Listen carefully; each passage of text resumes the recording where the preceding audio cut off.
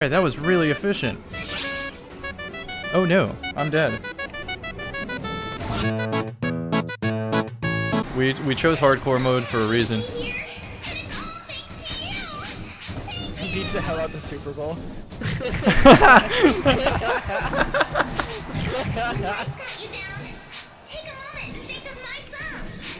Emergency announcement. Dark Falls is approaching the sector surrounding the Ark's fleet. Autobots roll out, let's...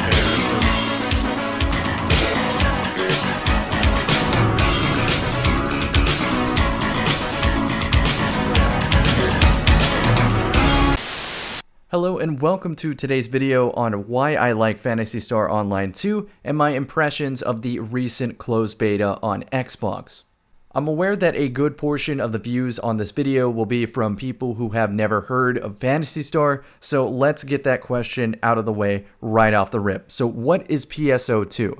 Number one, it's a free game, and when I describe it, you're going to think, because most of my audience is Destiny players, that I am describing Destiny 2. That's the thing about Phantasy Star. This is a really old series, so it's done a lot of right things in a lot of its subgenres, which I would call action, RPG, and MMO, to the point where other games are going to naturally get inspired by it, and it's going to share a lot of similarities with other games. So we'll start with the setting. The setting I would describe as sci-fi, magic, fantasy, epic, and the genres, like I just said, action RPG MMO with a dash of fashion. That never hurts. So what do you do in Phantasy Star? Well, you get to select one of 9 classes to level up, obtain loot, explore dungeons, missions, raids, events, etc. with or without friends, and most importantly, you get to hone skills associated with mastering your selected class. Keep in mind that if you want it to be, it can be a very social game and on its own an actual social hub where you can make friends with no action RPG elements whatsoever. This ties into the wide array of character customization and fashion-centric options. You can play this game solo, or you can play it with friends. Either is okay. Now that we have a brief understanding of what Phantasy Star is, I can tell you why I personally like Phantasy Star Online, and now that I've played the beta, pretty much the whole duration of the beta, I played 24 hours of Phantasy Star Online 2. So here is what I like about it from most important to least important, though I think all of these points are very important. So number one, skill matters more than gear. Number two, gear is fun to obtain because of a good gameplay loop and tangibly working towards something. Number 3, the difficulty is scaled amazingly to the point where casuals always have a fun entry point and experts always have incentivized difficult content. I would say that the difficulty in this game can ramp up and it can get quite intimidating. I know in like a lot of animes, there's always a threat level where they're like, oh, it's threat level cub, and a not very menacing enemy appears.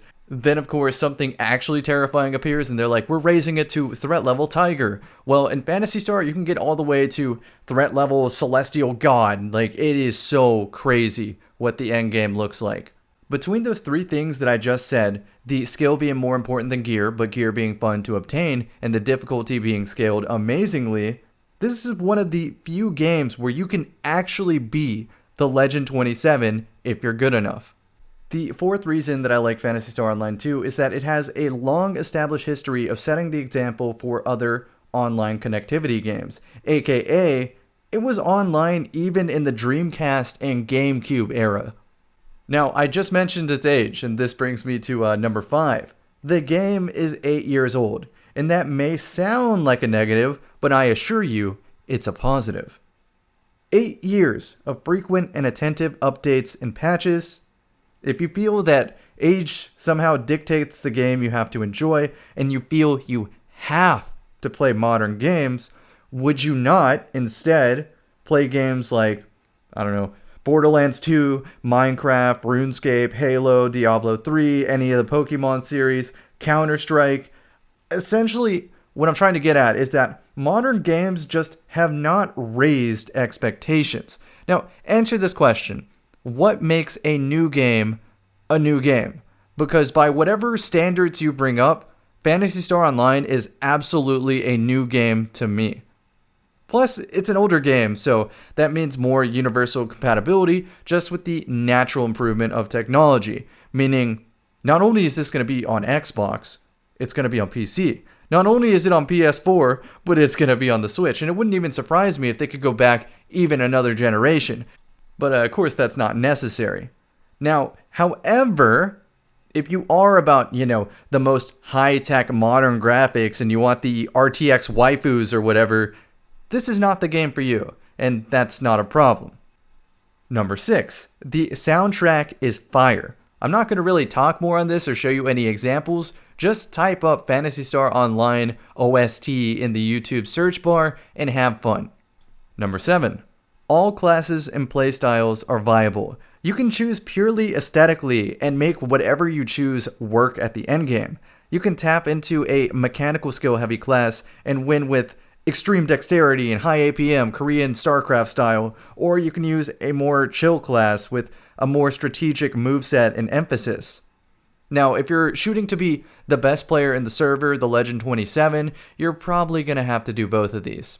So the choices that I went for with my character, the class I chose was Ranger because I wanted to take advantage of guns instead of being up close with melee weapons, and there is a feature in the game called Free Aim or Z-Aim, I don't know the exact name of it, but it gives you this crosshair that doesn't have auto lock, so you can intentionally aim where you are actually aiming. And I see a lot of potential with this skill, so that's where I find the most fun right now. Sure, I might change in the future, but this to me feels like a pseudo FPS and is right up my alley. So goal number 1 was to make it feel like a pseudo FPS, but I also wanted to play a support role, so I chose a subclass that focuses on support abilities. I figure if I'm never really going to be in the front line shooting stuff up close, I might as well be behind my melee-centric teammates and buff them and heal them, or make the enemies weaker. It has a lot of cool abilities that you can definitely see making sense in the endgame. Finally, the last goal for my character was the look. I wanted the small waifu, big raifu kind of playstyle, where it's just an oversized gun with a really small character. I think that's hilarious, and will get joy out of watching that as my avatar for a very long time. Speaking of time, this brings me to number 8, the final thing. I feel that the game respects my time. I put 24 hours into this game, and not only did it feel like it flew by, but I felt like every single one of those hours was valuable. I'm going to make some comparisons to Destiny 2 here because that's what my audience and myself are most familiar with. And when it comes to the game respecting your time, remember, I say all this with love. I love the Destiny series. It's hard for it to appeal to so many different audiences. And one audience that it just can't appeal to right now is my brother. My brother is a full-time college student who has his nose in a book, and he wants to play Destiny with a specific playstyle. But he can't, because the time it would take to grind out exactly what he wants would take too long, and by the time he does accomplish that, history has shown in the Destiny series that a lot of different things change in the sandbox, the game elements get flipped around, and perpetually he will just forever feel behind.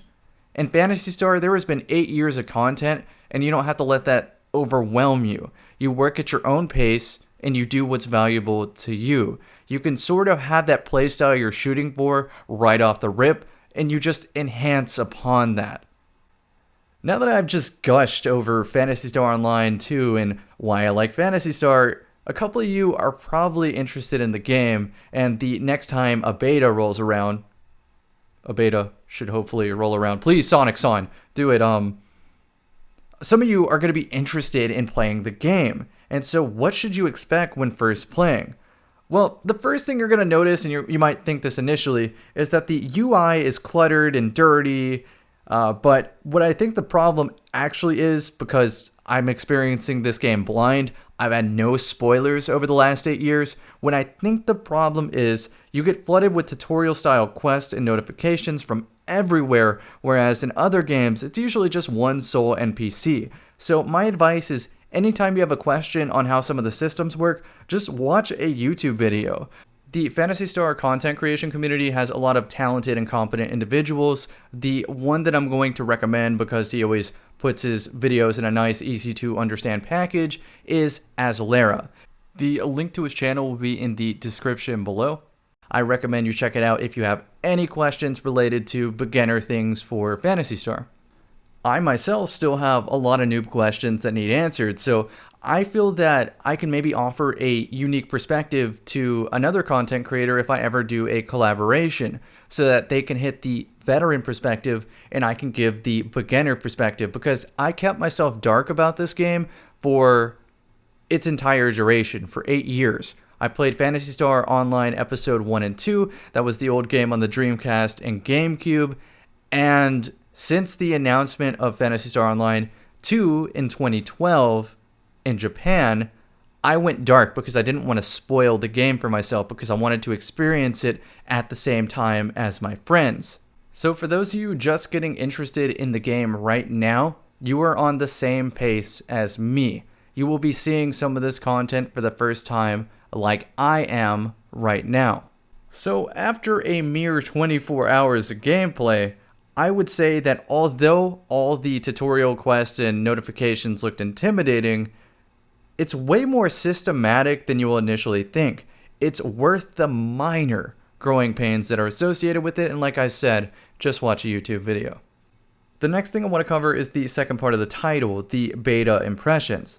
So I heard about this beta a while ago and I prepared ahead of time. I did a lot of my Destiny content, uploaded it ahead of time so that I could free up some time to play the Phantasy Star beta and only focus on the Phantasy Star beta. So I was prepared to go the full mile without sleep. I was going to stay up 36 hours if I had to get my full impressions of this game.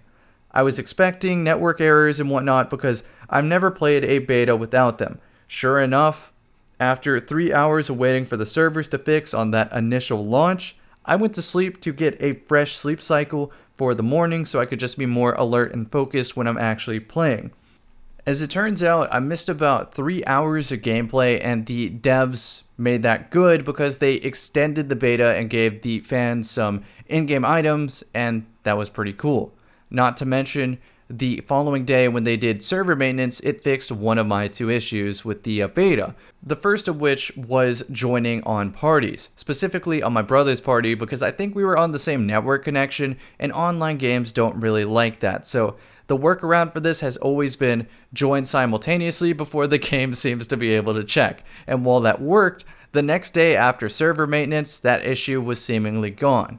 My other issue was less of a Phantasy Star Online 2 beta issue and more of an Xbox One not having enough USB ports kind of issue.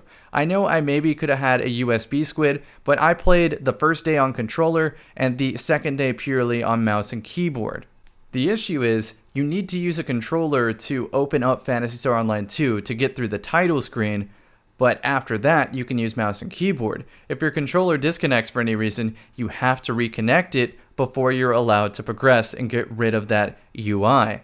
So the solution is USB squid, or touch your controller every couple minutes, every 15 minutes or so. And sometimes I would forget about it and it would lead to hilarious situations where I'm at a boss fight, I need to land like a critical shot, and the game says you gotta reconnect, and then you die, and it's not very fun.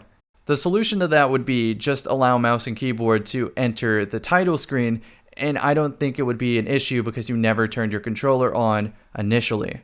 The personal workaround would of course be either just play controller or use a USB squid. I did play both mouse and keyboard and controller, but the class I chose, Ranger, is significantly better with mouse and keyboard. But that doesn't mean if you're a controller player you shouldn't play Phantasy Star. No. You can absolutely play Ranger with a controller, you're just going to have a much better time with another class playing controller. Like something more melee centric where you don't have to snap aim to take advantage of some of these abilities. Another cool thing about the beta was an in-game concert. This is something completely new to me. I know, the marshmallow Fortnite memes or whatever, but this was actually really wholesome. It was super cool to see all the nice things said about Phantasy Star Online 2 and just how grateful everyone was to have it in our hands, focusing more on that aspect than the actual concert. Now, I will say, The urgent quests, which are kind of like public events, right? They were pretty cool too, because I got to rally everyone together in a social space, and I made new friends. I played this beta for 24 hours total, and it flew by. I'm so glad I did it. Now, with all this being said, this begs the question to my Destiny audience, will I main this game? The answer is yes, and the reason for that is because I'm 99% done with Destiny 2. I've almost done everything that game has to offer. I've obtained almost every piece of loot, and I've even obtained alternate roles on that loot that future-proof it in future sandbox updates. So no matter what Bungie does to balancing, I will pretty much always have the best in-slot gear. This has been my ultimate goal with Destiny 2, and since the announcement of Phantasy Star Online 2 coming to North America, I have full force went into the PvE aspects of Destiny 2 so that I can 100% it and not have to grind it when Phantasy Star is actually out. I would rather play the parts of Destiny 2 that I actually enjoy and make content on that. So I'll just be overall more efficient with my content, and on the side, make some Phantasy Star Online 2 content, a game that obviously I'm very passionate about as well. I hope for anybody watching this video, you follow my journey of playing this game, because I am going to sink a lot of time, effort, and passion into not only playing this game, but content creation and the fashion side of this game and whatnot. It's gonna be a blast. It really is. For context, when this game was announced in 2012, I thought by 2013, 2014 at the latest, and 2015 if there's a lot of problems, that there would be some sort of English translation.